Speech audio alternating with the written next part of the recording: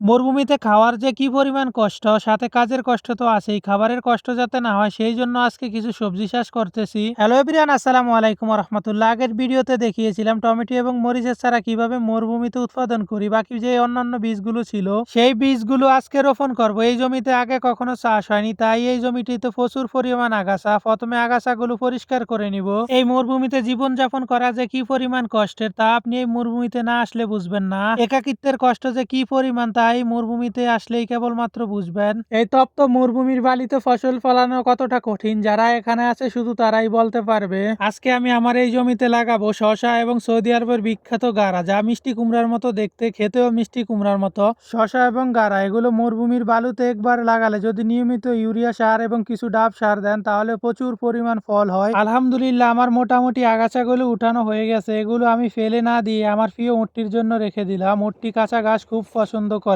তো গাইস দেখতেছেন যে আমি এইটুকু জায়গা কমপ্লিট করছি। এইটুকু জায়গায় হচ্ছে গিয়ে আমার হয়ে যাবে। আর ওদিক দিয়ে যে দেখতেছেন ওগুলো হচ্ছে গিয়ে আমি পরে করব। আর এদিক দিয়ে দেখেন এই যে ড্রেনগুলো আছে না, তেমন হচ্ছে গিয়ে যে ভালো না, এদিকে পানি আসতে পারে না। তো আমি হচ্ছে গিয়ে যে এই যে ক্রেক নিয়ে আসছি, ঠিক আছে, বেলসা দিয়ে হচ্ছে গিয়ে যে ড্রেনগুলো সুন্দর মতো করে নিব। আগাছা পরিষ্কার করা শেষ, এবার আসল লড়াই। মরুভূমি চাষের পানির ব্যবস্থা সবচেয়ে গুরুত্বপূর্ণ, তাই আমি এখানে যত্নের সাথে ছোট ছোট বেড এবং নালা তৈরি করছি। এই বেড এবং নালাগুলো এমন ভাবে তৈরি করতে হবে যাতে সেচের পানি সরাসরি প্রতিটা গাছের গোড়ায় পৌঁছাতে পারে। এই কাজটা একটু কষ্টকর, আমি অনেকটা তাবান হয়ে গেছি। বালুর সাথে পাথর থাকার কারণে আমাকে একটু বেশি পরিশ্রম করতে হচ্ছে। মরুভূমির কোনো জায়গায় কিছু চাষ করতে হলে 24 ঘন্টা আগে জমিটিতে ভালো মতো পানি দিয়ে রাখতে হবে যাতে জমিটি নরম হয়ে যায়। বালু মাটিতে পানি ধরে রাখা খুব কঠিন, তাই বেডগুলো একটু গভীরভাবে তৈরি করছি।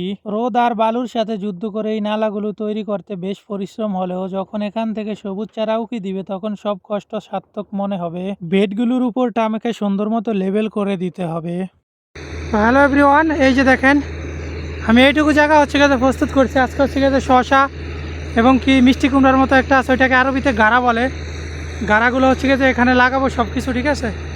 আর বাকি ওই যে বীজের পোটলাটা আছে এটাতে কি কি আছে আপনাদেরকে অবশ্যই দেখাবো।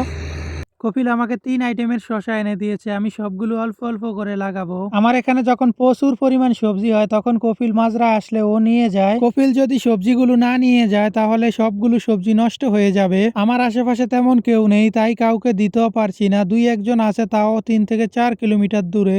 বাকি সবজিগুলো নষ্ট হয়ে যায় বা কপিল আসলে নিয়ে যায়। আমার কপিল অনেক দিন পর পর আসে, যখন আসে তখন সবজিগুলো অনেক বাতি হয়ে যায়। আমি জানি না কপিল এই বাতি সবজি নিয়ে খায় নাকি ফেলে দেয়। আমি যে আগাছাগুলো জমিয়ে রেখেছিলাম সেগুলো মিনি ট্রলিতে ভরে আমার প্রিয় উটটির জন্য নিয়ে যাব।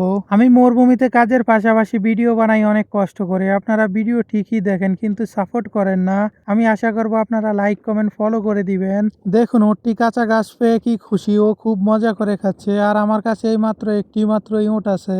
শসার বীজ লাগানো শেষ, এখন হচ্ছে গিয়ে যে আমাকে জমিতে পানি দিয়ে দিতে হবে। আমি ইরিগেশনের আউটলাইন থেকে সামান্য পরিমাণ কিছুটা পানি ছেড়ে দিয়েছি। আমি ড্রেনগুলো আগের তুলনায় অনেক গভীর করেছি, তারপরও দেখুন হচ্ছে গিয়ে যে পানি আসতেছে না। আজকের ভিডিওটা আপনাদের কাছে কেমন লাগছে অবশ্যই কমেন্ট করে জানাবেন। এই ভিডিওতে কে কোথায় থেকে দেখছেন আপনার কমেন্টটি সামনের ভিডিওতে ইনশাল্লাহ পড়ে শোনাবো আমি। তাই দেরি না করে এখনই আপনি লিখে ফেলুন কোথায় থেকে আপনি ভিডিওটি দেখছেন।